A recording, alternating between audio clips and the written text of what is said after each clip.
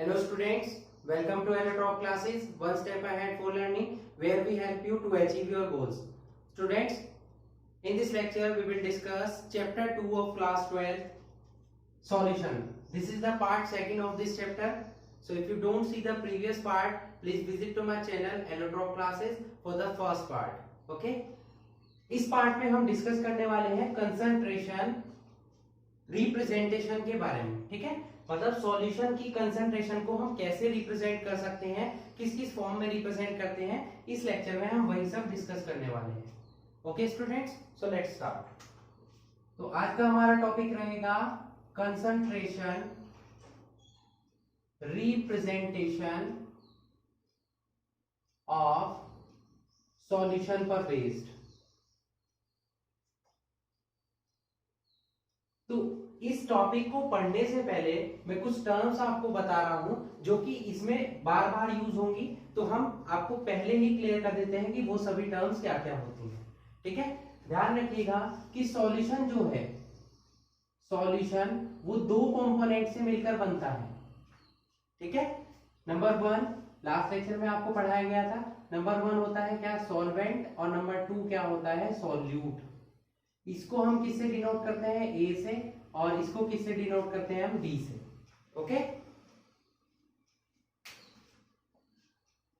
उसके बाद नेक्स्ट चलते हैं हम. सॉल्वेंट हो गया, ये यहां पर सॉल्यूट हो गया. यहां पर मैं कुछ टर्म्स नोट कर रहा हूं, जैसे N A, N B, N A plus N B, W A, ये डब्ल्यू स्मॉल है, W B, W A plus W B. ठीक है, इसी तरीके से हम लेंगे एक्स ए और एक्स बी, वी और एस. ठीक है, ये टर्म्स बार बार यूज होंगी जो कुछ भी आज हम पढ़ने वाले हैं. तो क्या होती है ये टर्म्स, देखिए एन से हम किसको डिनोट करते हैं, नंबर ऑफ मोल्स को. अब यहां पर ए आ गया तो ये क्या हो जाएगा, number of moles of solvent. जहां पर ए टर्म यूज होगी वहां पर हम वर्ड यूज करेंगे सॉल्वेंट. नेक्स्ट हो जाएगा number of moles of solute. अगर एन बी कहीं आ रहा है मतलब क्या है, वहां पर number of moles of solute है. ठीक है, ये क्या हो जाएगा, total number of moles.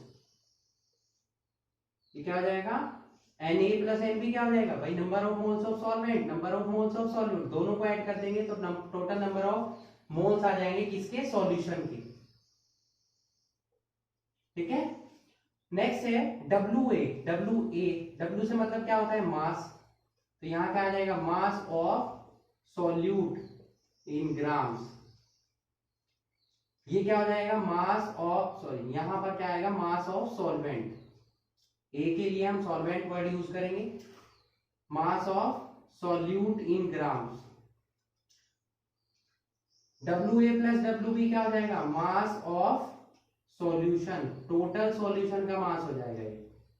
X से किसको डिनोट करते हैं, मोल फ्रैक्शन को. तो ये क्या हो जाएगा, मोल फ्रैक्शन ऑफ सॉल्वेंट. ये सॉल्वेंट के मोल फ्रैक्शन हो जाएंगे. ओके, ये क्या हो जाएगा, मोल फ्रैक्शन ऑफ सॉल्यूट.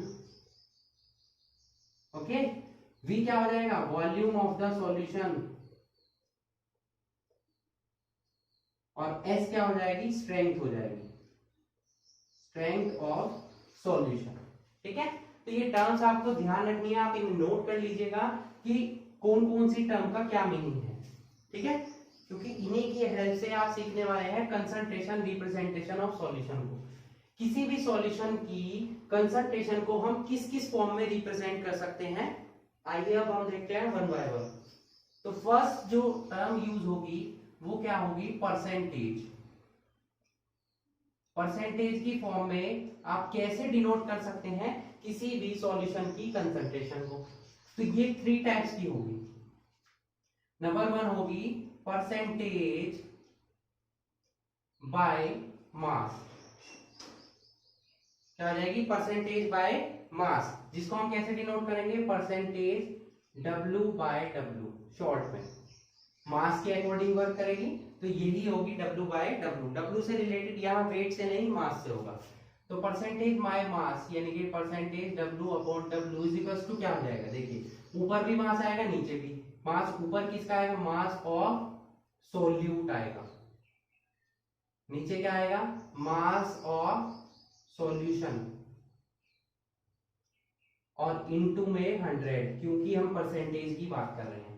अब मास ऑफ सॉल्यूट क्या होता है, देखिए यहां से देखिए मास ऑफ सॉल्यूट क्या है, WB, और मास ऑफ सॉल्यूशन क्या है, WA प्लस WB, ये सफिक्स में आपको यूज करने हैं, और इनटू 100, ठीक है। ये A और B आपको शॉर्ट बनाने हैं, सफिक्स में बनाने हैं।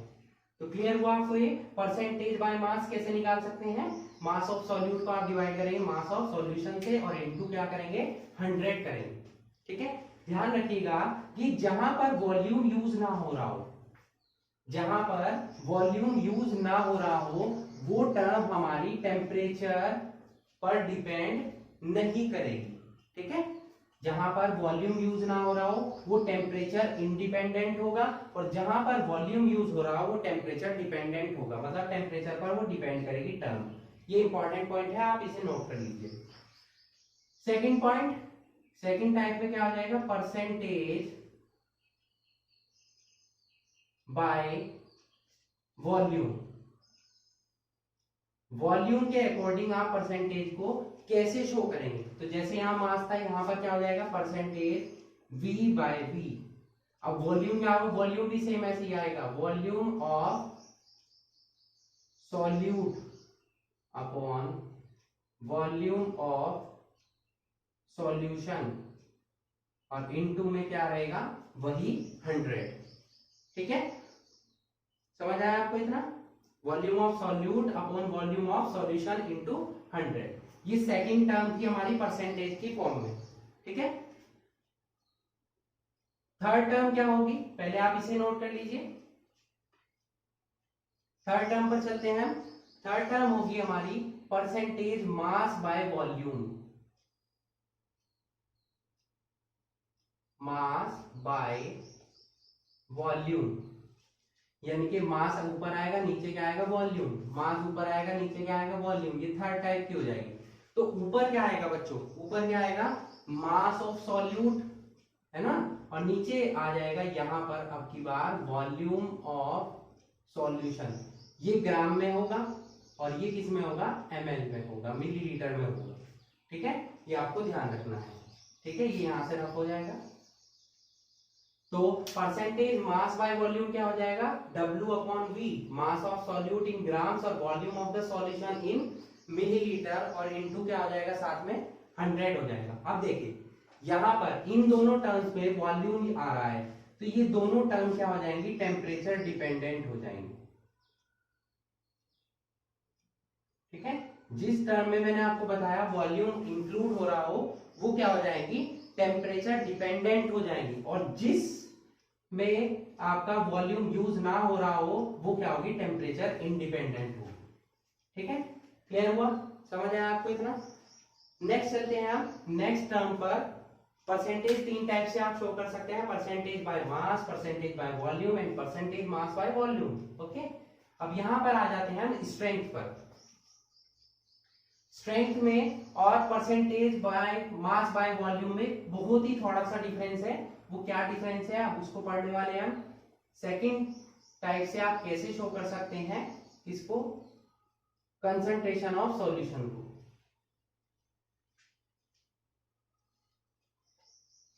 सेकंड हेडिंग हो जाएगा हमारा क्या, स्ट्रेंथ। देखिए स्ट्रेंथ क्या होती है, किसी की पावर, है ना। स्ट्रेंथ क्या होती है, पावर, मतलब कितने अमाउंट सॉल्यूट की आपने कितने वॉल्यूम में डिसॉल्व की है, यही हमारी क्या कहलाती है, स्ट्रेंथ। और इसको किससे डिनोट करते हैं हम, कैपिटल S से। यहाँ इस फॉर्मूले में मैंने इसको रफ इसलिए नहीं किया क्योंकि थोड़ा सा चेंज होना है, पहले क्या था यहाँ 100 था, अब यहाँ क्या आ जाएगा 1000 आ जाएगा स्ट्रेंथ में, ठीक है। क्यों, क्योंकि ये हमारा ml में है तो इसको मिलीलीटर को लीटर में कन्वर्ट करेंगे, क्योंकि स्ट्रेंथ हमारी क्या होती है, ग्राम पर ml या ग्राम पर लीटर, ठीक है। तो उसके अकॉर्डिंग इसको हम चेंज कर लेंगे। तो S इज इक्वल टू क्या हो जाएगा, ये क्या होता है, मास ऑफ सॉल्यूट WB और volume of solution into V, और इनटू क्या हो जाएगा 1000। ये किसका फॉर्मूला हो जाएगा, हमारा स्ट्रेंथ का फॉर्मूला हो जाएगा। अब यहाँ पर भी वॉल्यूम आ रहा है तो जिस टर्म में वॉल्यूम इंक्लूड होता है वो क्या होती है, टेम्परेचर डिपेंडेंट होती है। तो स्ट्रेंथ भी आपकी क्या है, टेम्परेचर डिपेंडेंट टर्म है। ओके, क्लियर हुआ इतना?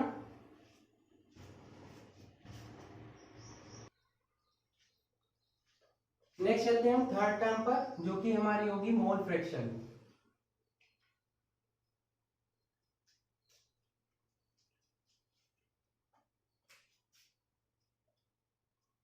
मोल फ्रैक्शन,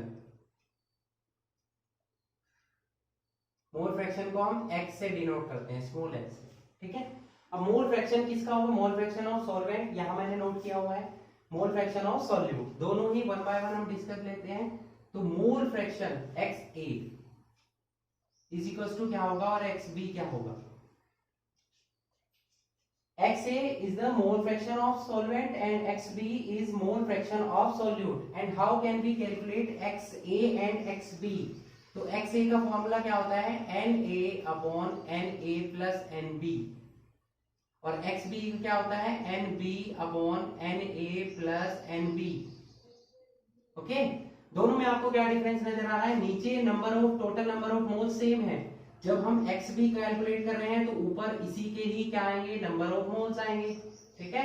और XA कैलकुलेट कर रहे हैं तब इसके नंबर ऑफ मोल्स ऊपर आएंगे, ठीक है।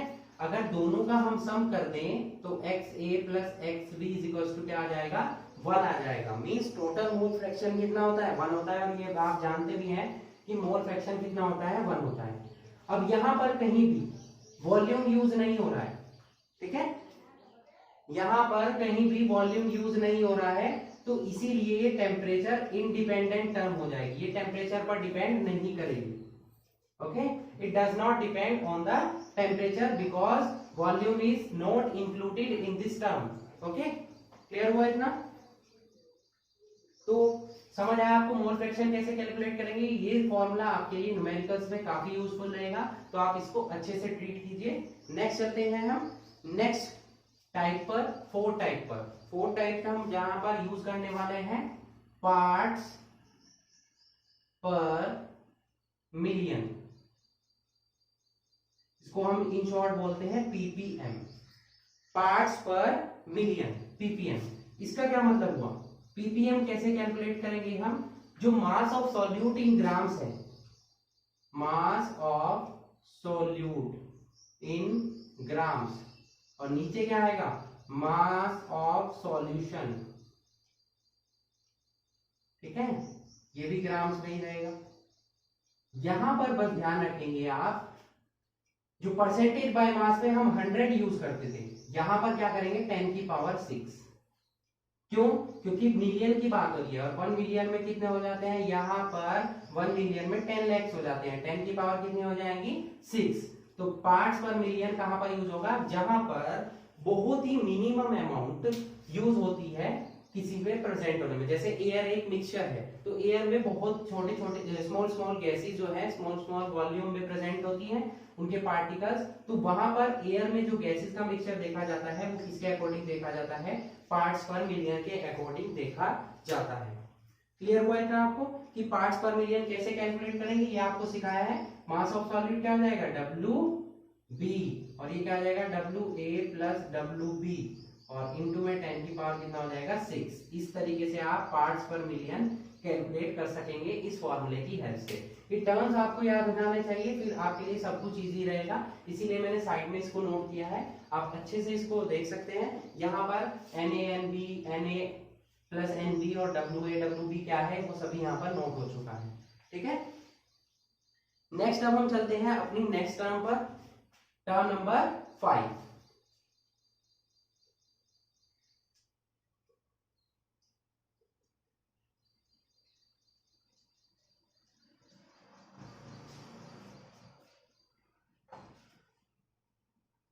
टर्म नंबर 5 हम यूज करेंगे यहां पर molality. It's not molarity, it is molality, ठीक है। मोलैरिटी हम इसके बाद डिस्कस करने वाले हैं। तो मोलैलिटी क्या होती है, मोलैलिटी क्या होती है, number of moles of solute present in 1 kilogram of solvent, यानी कि किसी भी सॉल्वेंट के 1 किलोग्राम में जो नंबर ऑफ मोल्स डिसॉल्व होते हैं किसके, सॉल्यूट के, उसी को हम क्या बोलते हैं, क्या बोलते हैं उसको, मोलैलिटी। इसको हम स्मॉल m से डिनोट करते हैं, ध्यान रखिएगा, मोलैलिटी को हम स्मॉल m से डिनोट करेंगे और मोलैरिटी को कैपिटल M से। तो number of moles of solute क्या होते हैं, Nb, और mass of solvent, mass of solvent यहां आपको दिखाई दे रहा होगा क्या है, WA इन किलोग्राम। ये ध्यान रखिएगा, यहाँ 1 किलोग्राम हम यूज करेंगे, ठीक है। अगर हम इसको किलोग्राम की जगह किस में कन्वर्ट कर दें, ग्राम में, तो NB इक्वल्स टू क्या आ जाएगा, WA, और इनटू में क्या आ जाएगा यहाँ पर 1000, इनटू में क्या आ जाएगा यहाँ पर 1000, ठीक है। समझ आया आपको इतना। अब यह भी ध्यान रखिएगा, एक बात ये ध्यान रखिए, नंबर ऑफ मोल्स कैसे काउंट होते हैं, नंबर ऑफ मोल्स कैसे काउंट होते हैं। तो नंबर ऑफ मोल्स का फॉर्मूला क्या होता है बच्चों, given mass upon molar mass. Number of moles का फॉर्मूला क्या होता है, given mass upon molar mass, ठीक है। गिवन मास को हम W से डिनोट कर रहे हैं और मोलर मास को हम M से डिनोट करेंगे, ठीक है।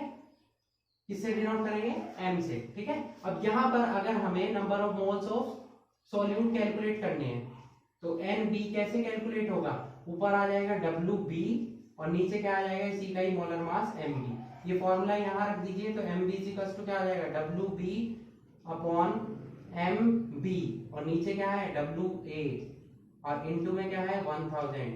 ये पूरा फॉर्मूला कैलकुलेट करेंगे हम किसके लिए, मोलैरिटी के लिए, ठीक है। WB upon MB into WA, और इनटू में क्या आ जाएगा 1000, ठीक है। क्लियर हुआ था आपको। तो इस तरीके से आप मोलैरिटी कैलकुलेट करते हैं। जो मोलैरिटी होती है वो क्या होती है, number of moles of solute dissolved in या present in 1 kilogram of solvent. यहाँ ध्यान रखेंगे बच्चे, यहाँ पर गलती कर देते हैं, यहाँ सॉल्यूशन नहीं आएगा, वो मोलैरिटी में आता है, यहाँ सॉल्वेंट आएगा ना कि सॉल्यूशन, ठीक है। क्लियर हुई फिफ्थ टर्म आपको। नेक्स्ट चलते हैं हम सिक्स्थ टर्म पर, विच इज मोलैरिटी।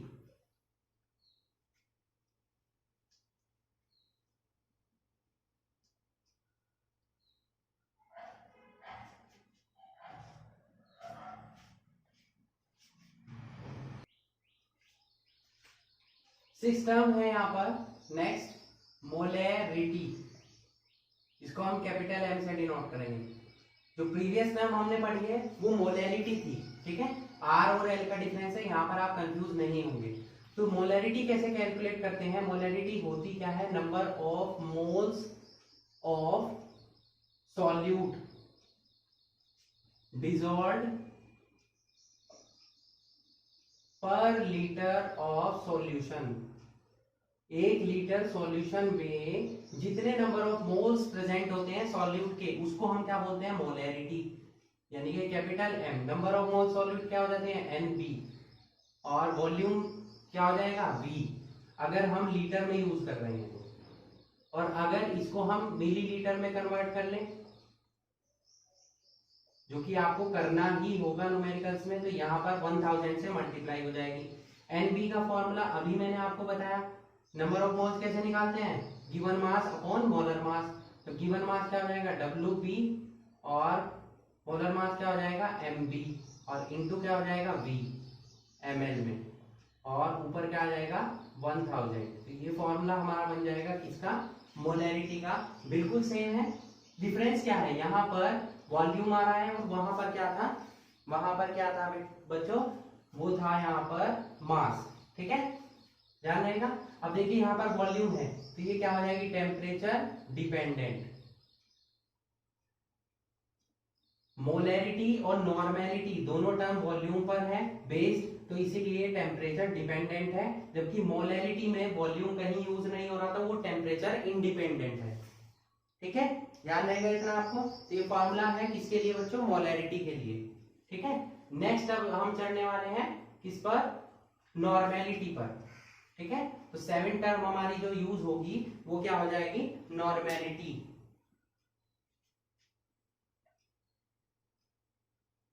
यहीं पर चेंज कर रहे हैं हम, ठीक है। यहाँ पर हम अब यूज करेंगे नॉर्मेलिटी, नॉर्मेलिटी इसको डिनोट करेंगे हम कैपिटल एन से, ठीक है। ये क्या होती है, नॉर्मेलिटी और मोलैरिटी में बहुत छोटा सा डिफरेंस है। यहाँ number of moles of solute होता है, यहां पर क्या आ जाएगा, मोल्स नहीं आएगा, यहां पर क्या आएंगे, gram equivalents, number of gram equivalents of solute dissolved per litre of solution. Gram equivalents कैसे कैलकुलेट करते हैं वो सभी अभी आपको एक्सप्लेन करने वाला हूं मैं, ठीक है। तो नॉर्मेलिटी क्या हो जाएगी, नॉर्मेलिटी क्या हो जाएगी, number of gram equivalents, number of gram equivalents of solute, और नीचे क्या आएगा, volume of solution in ml और इनटू में 1000, ठीक है। यहाँ नॉर्मेलिटी का फॉर्मूला हो गया। अब नंबर ऑफ ग्राम इक्विवेलेंट्स कैसे कैलकुलेट करते हैं, देखिए नंबर ऑफ मोल्स कैसे कैलकुलेट करते थे, given mass upon molar mass, है ना।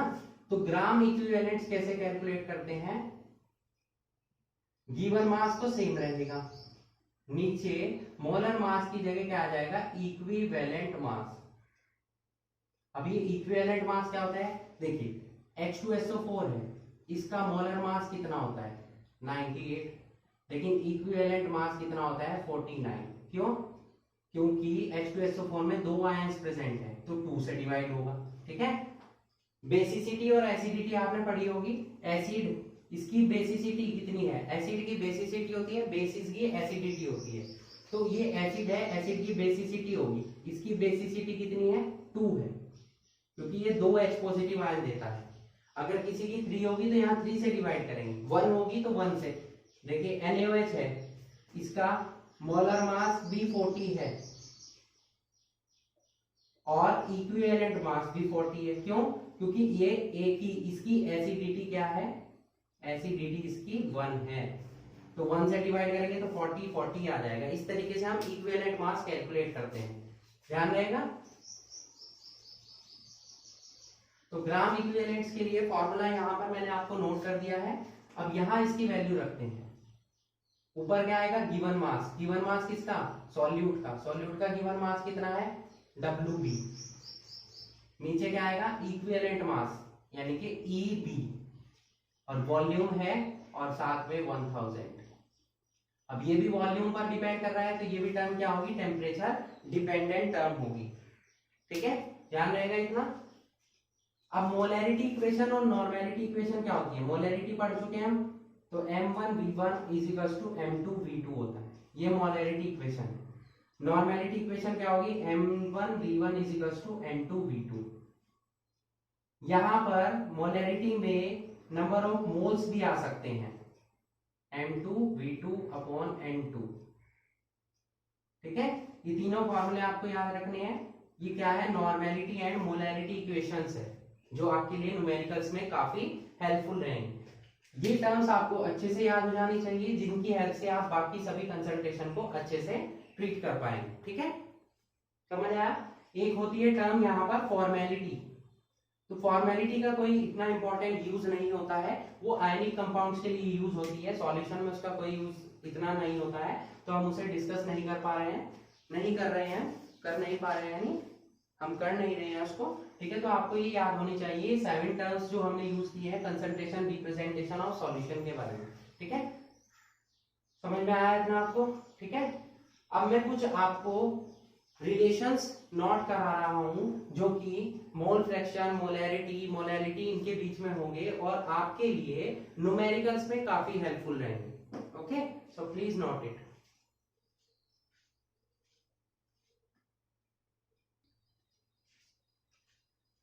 Not it. नेक्स्ट चलते हैं हम उन रिलेशनशिप्स पर जो कि न्यूमेरिकल्स में आपके लिए हेल्पफुल रहेंगी, आप उन्हें नोट कर लीजिए, ठीक है। डायरेक्ट फॉर्मूला आप यूज करेंगे तो जो न्यूमेरिकल्स आपको दिए जाएंगे उनके आंसर्स इजीली आ जाएंगे। तो फर्स्ट रिलेशनशिप हम यहां पर नोट करने वाले हैं, relationship between mole fraction and molality. ठीक है, फर्स्ट रिलेशन किसके बीच में हो जाएगी? Relationship between mole fraction and molality. तो ये रिलेशनशिप क्या है एक्चुअल में? मोल फ्रैक्शन और मोलैलिटी के बीच में एक टर्म है। तो मोलैलिटी को हम स्मॉल m से डिनोट करते हैं। इसका फॉर्मूला क्या होगा? xb into 1000 upon 1 minus xb into ma। ठीक है, xb into 1000 upon 1 minus xb into ma। ये सभी टर्म्स आपने नोट कर रखी है। xa क्या है, xb क्या है, ma क्या है, m क्या है। m यहाँ पर क्या है? मोलैलिटी है, मोलैलिटी। ठीक है, तो मोलैलिटी और मोल फ्रैक्शन के बीच में रिलेशनशिप होगी। डायरेक्ट फॉर्मूला आपके लिए यूजफुल रहेगा। ठीक है, सेकंड टर्म जो हम यूज करने वाले हैं यहाँ पर, relationship between mole fraction and molarity. वहां पर थी मोलैरिटी और यहाँ क्या है? मोलैरिटी है, दोनों में डिफरेंसेस है। ठीक है, तो यहाँ पर फॉर्मूला क्या होता है? मोलैरिटी को हम कैपिटल M से डिनोट करते हैं। तो कैपिटल M का फॉर्मूला क्या हो जाता है यहाँ पर? XB into 1000 into D। ये D क्या है? D है डेंसिटी। ठीक है, कहीं आप नोट कर लेंगे यहाँ पर, D क्या है? डेंसिटी। ओके, तो XB इज इक्वल टू क्या आ जाएगा? 1000 इंटू D इंटू XA क्या है? Number of moles of solvent. ठीक है, XA में Ma की मल्टीप्लाई होगी और XB इंटू MB। ये फॉर्मूला है किसके बीच में? Relationship between molarity and mole fraction. Clear हुआ इतना आपको? ठीक है, थर्ड जो हम फॉर्मूला पढ़ने वाले हैं, relationship between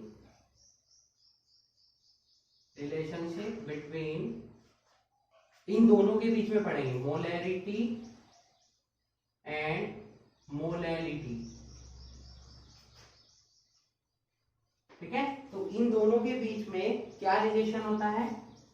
1 upon m is equal to d upon capital M। ये स्मॉल m क्या है? मोलैलिटी है, और कैपिटल M क्या है?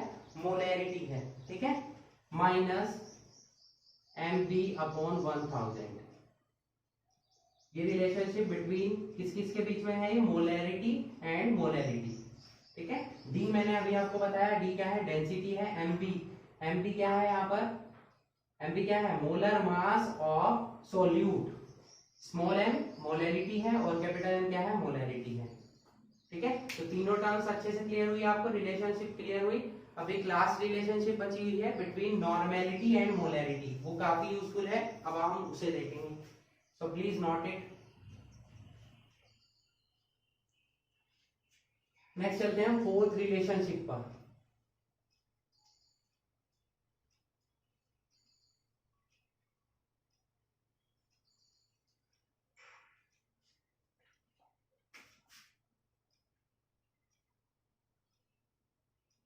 Relationship between molarity and normality. ठीक है, तो फॉर्मूला क्या होता है? Normality is equals to n into molarity. ठीक है, normality is equals to m is equals to molarity, यानी कि n capital N is equals to n into capital M।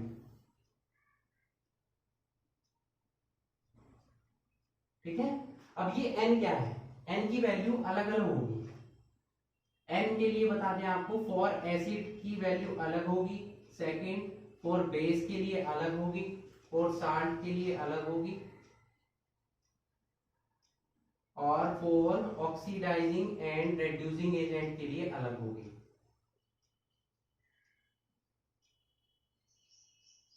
ठीक है, क्या क्या इनकी वैल्यू होती है? देखिए, एसिड की होती है बेसिसिटी, जैसे अभी मैंने आपको बताया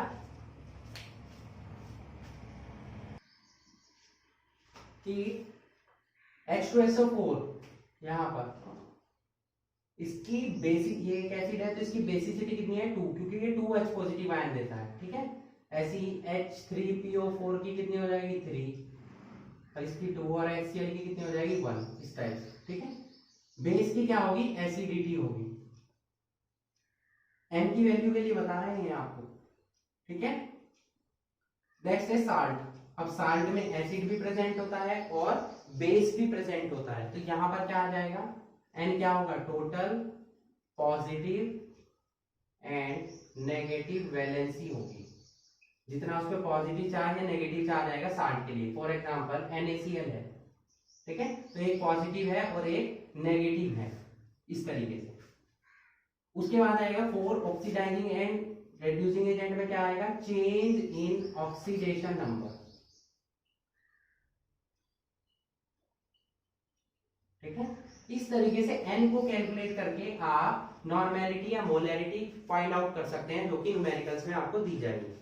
ओके, तो ये टोटल हमने डिस्कशन किया कंसंट्रेशन रिप्रेजेंटेशन ऑफ सॉल्यूशन पर, किस किस टाइप से आप किसी भी सॉल्यूशन की कंसंट्रेशन को रिप्रेजेंट कर सकते हैं। ठीक है, उसमें 7 टाइप्स हमने पढ़े हैं।